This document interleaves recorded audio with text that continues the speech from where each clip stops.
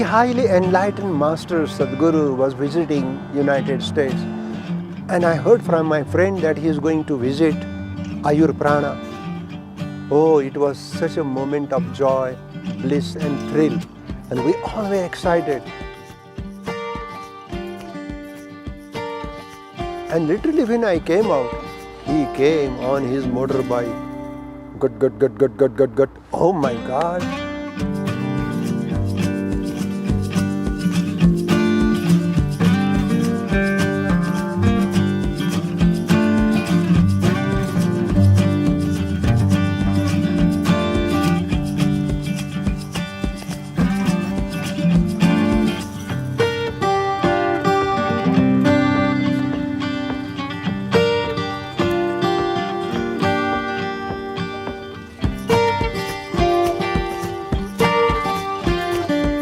Not step on the flowers.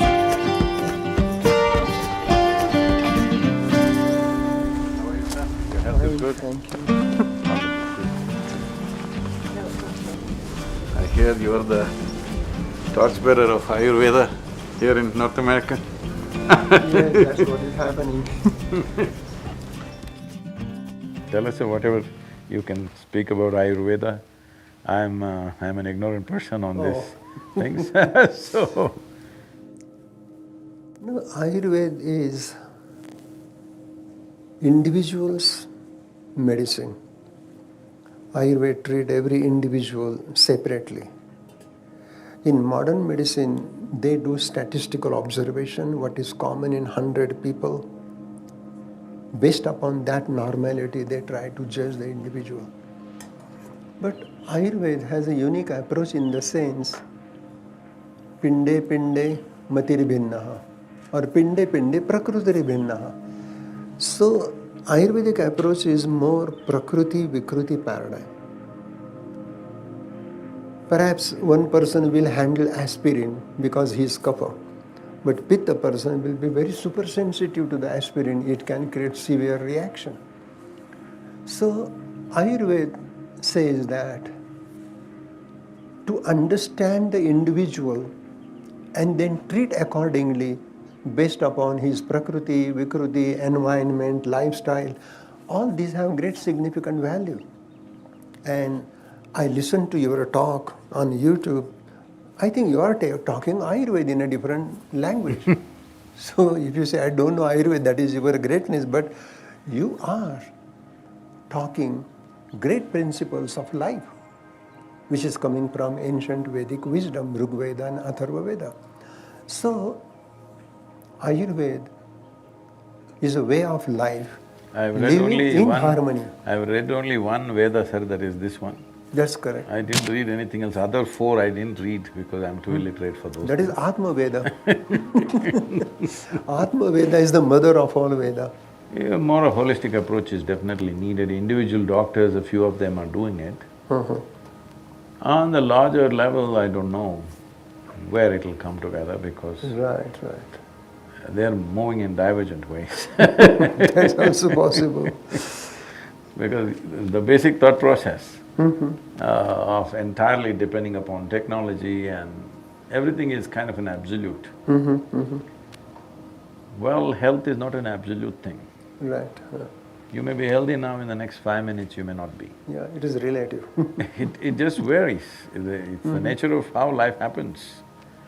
So, these absolute things about you tested my blood in the morning and everything is fine with me, but I may be dead by the evening.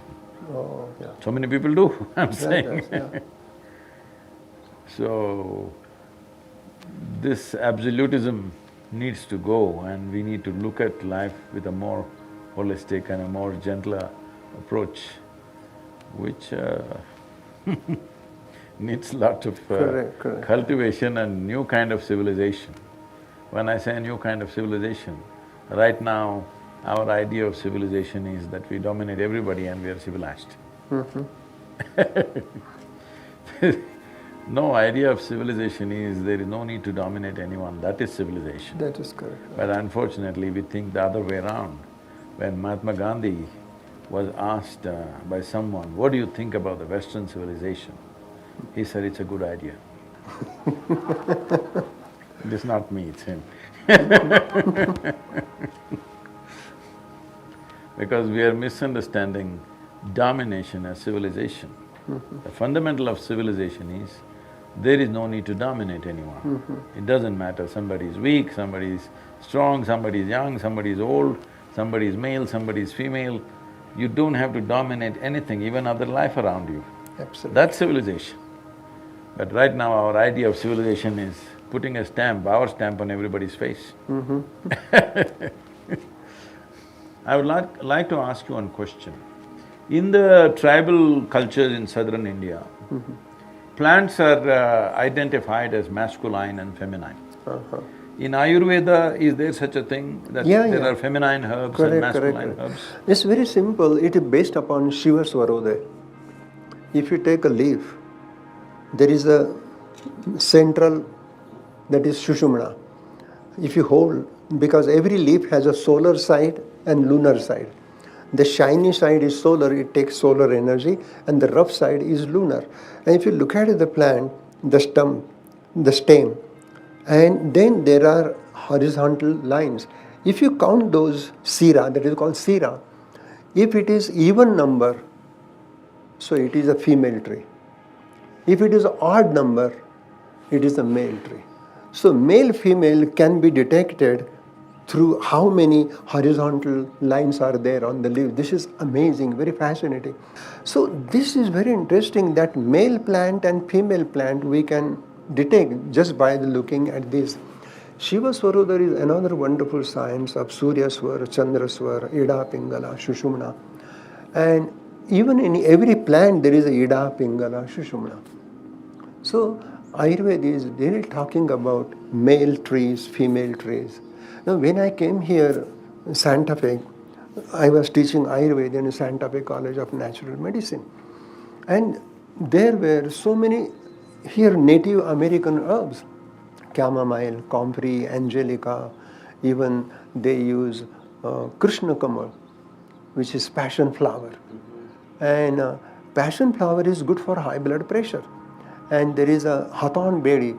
So we studied, and I wrote a book with one of my friend and student, Dr. David Fraudy, and we worked together. And that book is… I know Dr. Fraudy, we've had Yeah. So we were working together in Santa Fe. And that book, we have explained Ayurvedic herbs and Native Indian American herbs. And they have incredible healing power. But we study them through Ayurvedic basic principles of Rasa, Virya, Vipaka and Prabha. And that book is very popular now here. So, male and female energy, Shiva Shakti, Purush Prakriti, Yin Yang, Ida Pingala, it is there in the plant. I would like to ask you one thing. Right now in Kerala, people are claiming, and we don't know how much of it is true, but I know some of it is true. People have preserved ghee in the earth. They've buried it in the earth and kept it for over 100 years. And it seems this ghee has tremendous healing possibilities. Can you say something? Yeah. That is called Shata. Shata means 100 years. Shata Varsha, Shata Samvatsaram Ghritam means the ghee is buried in a clay pot into the soil, 100 years. Because when ghee is staying in the soil for 100 years, that much long time, some molecular changes happen within the ghee, and that ghee is rich in ojas, it is rich in tejas, and it is rich in prana, because ultimately the pure essence of vata dosha is prana, pure essence of pitta is tejas, and kapha is ojas, and at cellular level, ojas, tejas, prana, they maintain cellular metabolic activity, cellular intelligence, and flow of communication. Prana is a flow of communication. So at cellular level, ojas, tejas, prana, they are operating and enhancing the cellular life. So this 100 years old ghee, Purana Ghritam, is the best medicine for eczema, psoriasis. Even if you take internally, it can heal peptic ulcer, ulcerative colitis, IBS, irritable bowel syndrome, many disorders, even autoimmune diseases. This Purana Ghritam is Sreshtam, Ojas Karam Param. So this promotes Ojas. So Ayurveda, if it has to become the way of the world, not necessarily in the form that it's come from India, it can happen in so many different ways. Right. The fundamentals are right, but how it finds expression in different societies could be different. If it has to happen, first and foremost thing that needs to happen is that there must be a significance for the creation above your own creation. Correct. Till then, I don't think people will take to Ayurveda. Everybody is looking for a quick fix of some kind. And people are doing integration of Ayurveda and acupuncture, Ayurveda and chiropractic, Ayurveda and naturopath, and Ayurveda and allopath. Because Ayurveda is all inclusive, and it doesn't mean that it belongs to India, it can belong to anywhere. That's why you're getting me into trouble. When I said I said, I spoke in the United Nations and I said, if yoga is Hindu, gravity must be Christian. So, even now the people who think they're more Hindu than me are hitting me every day. Oh, wow. Because they think I gave up yoga. They don't understand if it has to become universal, its identity has to rise. Right. When first I came, people think, oh, this is a Hindu medicine. I said, no. It's okay. Yeah, Ayurveda is not only Hindu medicine, it is for every religion, it is beyond religion. See, how can science be a cultural or a religious identity? That's It the cannot be. limitation, yeah. So goes for Ayurveda, so goes for yoga. Yeah. Unless we understand this, then we will keep it cloistered as we have done for thousands of years. Why Ayurveda has not become the universal system of medicine when it was one of the oldest forms of medicine, with such complexity, over 100,000 formulations. Right. Even modern pharmacopoeia doesn't have 100,000 formulations. Absolutely, yeah. But it doesn't become because a constipated approach, we've not stepped out and offered. Beautiful. It's time Ayurveda, yoga, all these very precious sciences must reach the maximum number of people. Correct. It's a very good thing that our Prime Minister pushed for it and now International Yoga Day has been declared. It is not going to achieve everything that we want, but at least it's in the consciousness of the world that yoga is legal. Yeah. So I'm saying marijuana, alcohol became legal, marijuana became legal, cocaine will become legal. Time we make yoga and Ayurveda legal.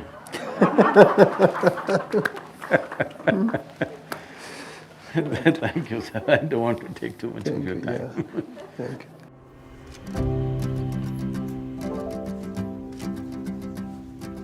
It is the science of longevity and life, because life is a combination of time and energy. Time is rolling away for all of us at the same pace. It's just the way we manage our energies.